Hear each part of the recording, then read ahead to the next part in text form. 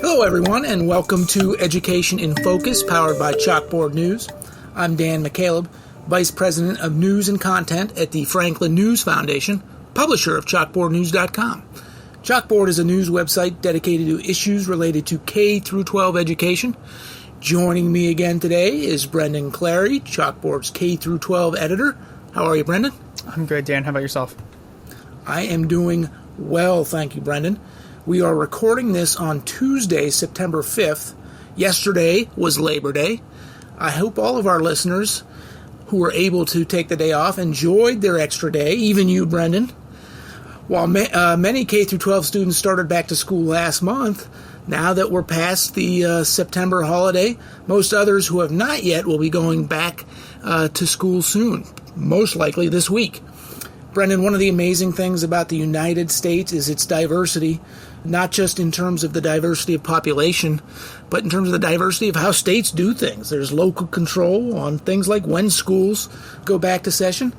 And there's different states have their own reasons for when they start back to school. You wrote about it recently at chalkboardnews.com. Tell us what you reported here. Yeah, as you said, there's a lot of diversity in terms of when school districts are starting up. And it's very interesting. My home state of Michigan is one state that requires, by law, that students will start after Labor Day. And I believe the other one is Minnesota, which also requires students to start the Tuesday after Labor Day. And a lot of other states, they don't have defined, you need to start by this time and end by this time. Some states do define that. So it's very interesting, the breakdown of which states require what. It's very interesting. So there are 15 states that regulate when school districts can start and stop. So places say you have to start, 2 weeks before Labor Day or after Labor Day. But really, again, there is those only two states that require that students start after Labor Day, and that's Michigan and Minnesota. Although there's been some talk in recent years of sort of making that the law in other states. So, for example, Maryland, this issue has come up. Former Governor Larry Hogan, he signed an executive order in 2016 that required public schools to start after Labor Day, and he cited economic benefits and sort of a uniformity to the school you're starting. The Maryland legislature, they passed a law in 2019 that allowed districts to have their own local control. And so, there's sort of the argument that school districts should be able to decide what's best for them. Like if they want to start after Labor Day, they can go ahead and do that. If not, start in August so that they have time to, have breaks or kind of set their own schedule, their own pace there.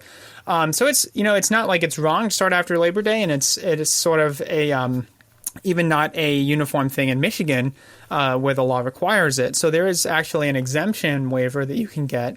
And a lot of school districts in the state take advantage of that. So they ask the state for special permission, basically, to start before Labor Day. And I tallied up. It's hard to tell exactly how many schools because there are some specific smaller schools, and there's also school districts in there. But there's 321 schools or school districts received a waiver that's good through sometimes through 2026. And so that's a very interesting aspect of this, is that, there's kind of a way around the law.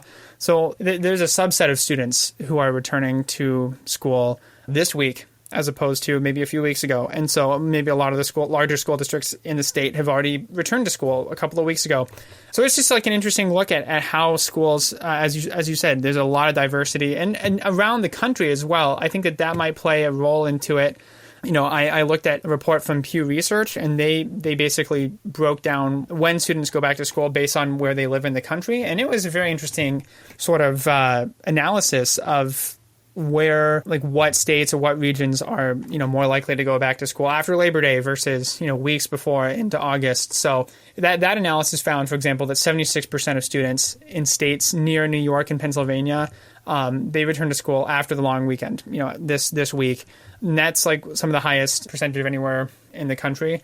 And for example, too, like the West Coast and the East, South, Central portions of the United States, they have no students coming back after Labor Day. So this week they've already been in school for weeks.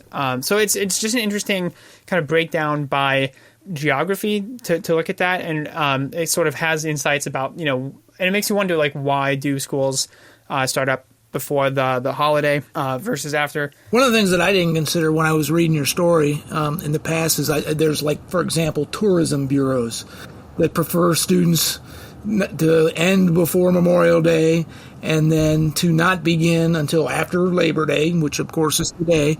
And the reason for that is to encourage more tourism to their states, obviously to get people to spending money. The regional thing also interested me in that, like, for example, in Texas, 2 weeks ago, I moved not to K through 12 school. I moved my daughter from Illinois down to Sam Houston State University in Huntsville, Texas, where it was 100 degrees every day.